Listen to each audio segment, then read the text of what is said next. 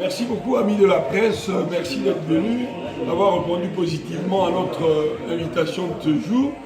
Le 29 avril 2018, ici à Kumba, au numéro 78 ou 78 de la chaussée de Wavre à 1050 Bruxelles XL Matongé.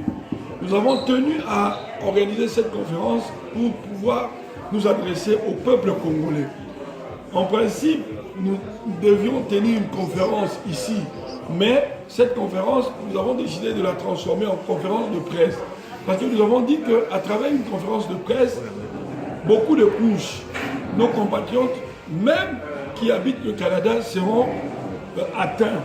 Mais si nous organisons simplement une conférence, elle va se limiter à cette sphère, et puis nous pensons que la communication ne va pas se multiplier jusqu'aux points les plus reculés.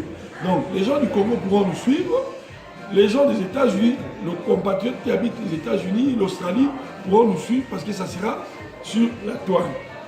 Pourquoi nous avons convoqué cette conférence qui a pour thème transition entre nous? Pourquoi nous avons dit ça?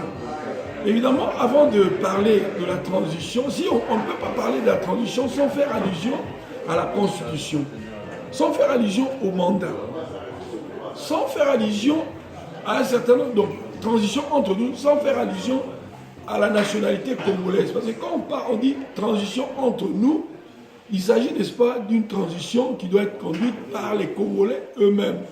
Évidemment, si je vous ai appelé ici, c'est parce que j'estime que à l'heure actuelle et en ce moment crucial de l'histoire de notre pays, nous devons parler et nous devons communiquer avec le peuple. C'est très important.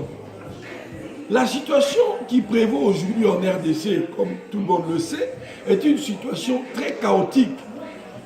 Notre pays traverse une situation, on ne peut plus critique. Voilà pourquoi nous avons pensé donner quand même notre point de vue et apporter la lumière au déroulement des choses telles que nous le voyons aujourd'hui. Alors, qu'est-ce qui se passe concrètement? C'est que depuis le 19 décembre 2016, le président qui est au pouvoir au Congo est devenu un président de fait. Il était déjà président de fait depuis longtemps, parce qu'en 2006, il n'avait pas vraiment gagné les élections. C'est par tricherie qu'il s'est maintenu au pouvoir, qu'il a eu à se maintenir au pouvoir, parce que sachez très bien que c'est depuis 2001 qu'il est président. En 2011, face à Étienne Tshisekedi, il a triché grâce à Goïmoulunda. Et en 2016, normalement, c'était la fin de son mandat. Donc son mandat s'est terminé le 19 décembre 2016. Mais jusque-là, il ne veut pas partir. Donc il dirige aujourd'hui par défi. Alors nous avons pensé, en tout cas, placer un mot, éclairer un peu la lanterne de la population. C'est très important. Alors, qu'est-ce qui doit se passer? Normalement, comme ces gens viennent de prouver qu'ils sont de mauvaise foi, les détenteurs du pouvoir de l'heure, sont de mauvaise foi et ils ne veulent pas partir.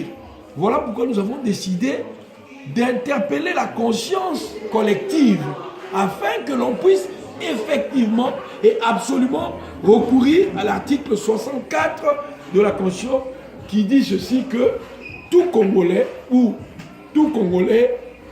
a le devoir de faire échec à un individu ou un groupe d'individus qui prend le pouvoir par la force ou qui l'exerce en violation des dispositions constitutionnelles.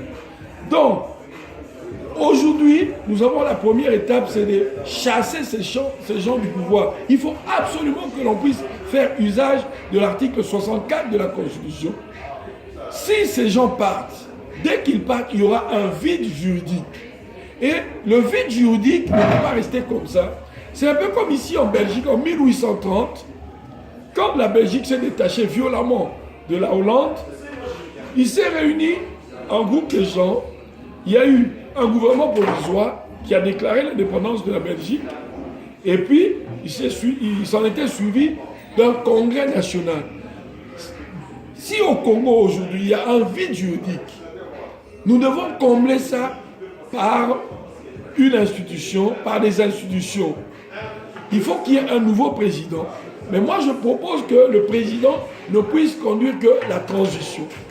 Et parmi les gens qui peuvent conduire la transition, nous avons jeté notre dévolu sur le cardinal Laurent Mosengo Passigna et le docteur Denis Mukwege. Pourquoi? Le cardinal Laurent Mosengo Passigna, c'est parce qu'il a une grande expérience. Il a conduit la conférence nationale souveraine et c'est un homme intelligent, un homme compétent. Il a conduit l'église catholique. Il a la possibilité, des compétences requises pour pouvoir conduire la transition. Et à travers lui, nous voyons un dose assez important de neutralité et il pourra en tout cas bien faire son travail. Mais ceux-là qui seront désignés comme président ou vice-président, Denis Mukwege, ça c'est ma proposition, et le cardinal Mosengo, président ou administrateur de la transition, en ce moment-là, nous devons absolument nous réunir. Mais pour se réunir, nous proposons qu'il se tienne un forum que nous désignons sous le nom de Forum souverain pour la sauvegarde de la démocratie congolaise. En quoi consiste ce forum souverain? Forum souverain parce que nous voulons que les décisions qui vont émaner de ce forum souverain soient des décisions souveraines, des décisions qui s'imposent à tout le monde. Comme on dit en latin, qui doivent avoir des effets erga omnes, c'est-à-dire des effets qui s'imposent à tout le monde. Alors, qui s'imposent à la communauté internationale, qui s'imposent aussi aux Congolais de la diaspora, comme aux Congolais qui sont restés au pays. Oui, ça n'a pas dit comme à quel est